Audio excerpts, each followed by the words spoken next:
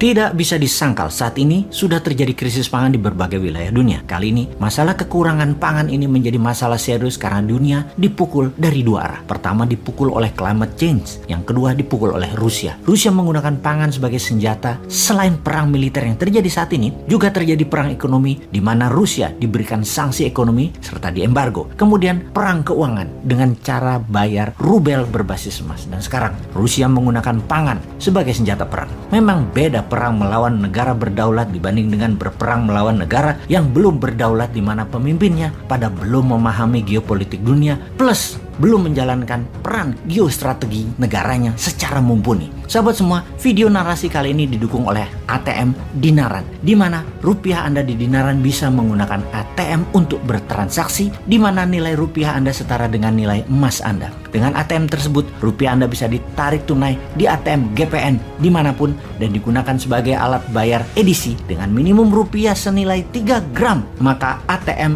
ID Cash GPN akan dikirim ke alamat Anda dimanapun. Kembali ke topik utama kita. Rusia menggunakan food sebagai senjata perang atau lebih dikenal dengan food warfare. Sebuah fakta yang dihadapi saat ini di belahan bumi manapun, harga pangan meningkat naik tajam dalam beberapa bulan ini. Di beberapa negara, kekurangan pangan ini merupakan life threatening atau ancaman nyawa karena memang sudah sangat kekurangan, di mana diperkirakan di dalam beberapa bulan ke depan 300 juta jiwa di beberapa wilayah dunia akan mengalami kelaparan seperti di Afrika, Asia Barat, dan Amerika Latin. Dan kalau tidak ditangani segera dalam beberapa bulan ini, dunia akan mengalami masalah pangan dalam dekade ini. Untuk hal ini, tidak ada satupun negara yang bisa menyelesaikan masalah pangan ini sendiri. Yang jadi pertanyaan, apa penyebab kekurangan pangan ini? Ketika dunia saat ini terjebak dalam multi-front war atau beragam bentuk perang, ternyata penyediaan pangan menjadi senjata perang atau food weaponized. Salah satunya dengan menahan gandum, dan Amerika menuduh Rusia untuk hal ini. Gandum adalah makanan utama di berbagai wilayah seperti Afrika Timur, Afrika Utara,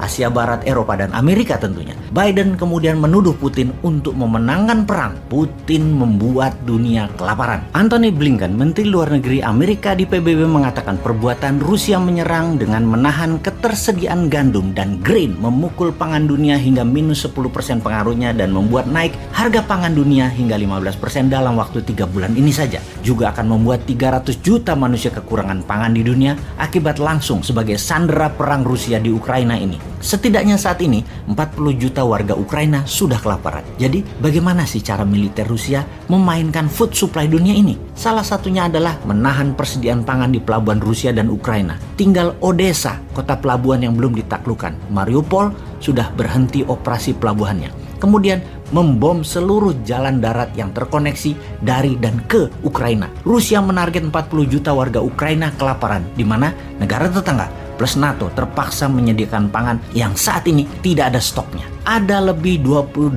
juta ton gandum dan grain tertahan di pelabuhan Odessa dan Mariupol. Kemudian pabrik serta ladang gandum dan ladang grain terus dibombardir Rusia. Kita semua tahu 28 juta ton ini bisa untuk memberi makan 200 juta manusia dalam setahun di seluruh dunia. Sementara gandum Rusia merupakan penyedia kebutuhan 30% dunia, dan ini juga ditahan tidak dikirimkan ke seluruh dunia. Total penahanan gandum oleh Rusia dan grain oleh Rusia atau produksi Ukraina dan Rusia bisa membuat 400 juta manusia di dunia ini kelaparan. Dengan tuduhan Amerika dan Eropa atas tindakan Rusia yang mengakibatkan dunia kelaparan, apa jawaban Moskow? Sesungguhnya Amerika dan sekutunya lah yang disalahkan karena mengembargo dan memberikan sanksi ekonomi ke Rusia. Aslinya yang membuat food supply dunia bermasalah sekali lagi adalah perilaku Amerika dan sekutunya yang mengembargo dan memberi sanksi ekonomi ke Rusia. Ada lebih 10.000 sanksi ekonomi dijatuhkan ke Rusia yang membuat bukan saja gandum tidak bisa dikirim, namun banyak lagi jenis pangan lain yang terhalang,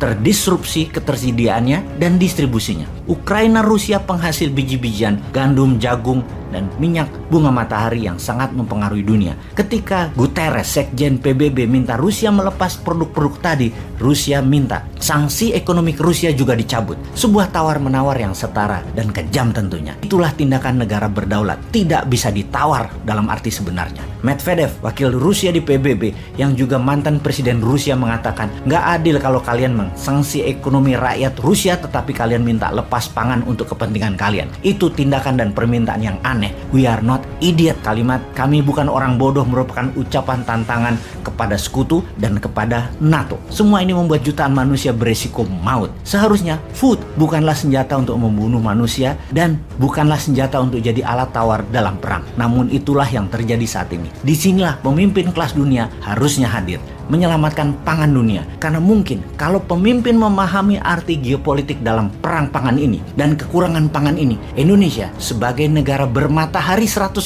dalam setahunnya di wilayahnya dan juga wilayahnya mengandung air tawar lebih dari 90%. Pupuk organik dari tumpahan Gunung Merapi bisa menjadikan Indonesia kekuatan pangan dunia sebagai the biggest food country.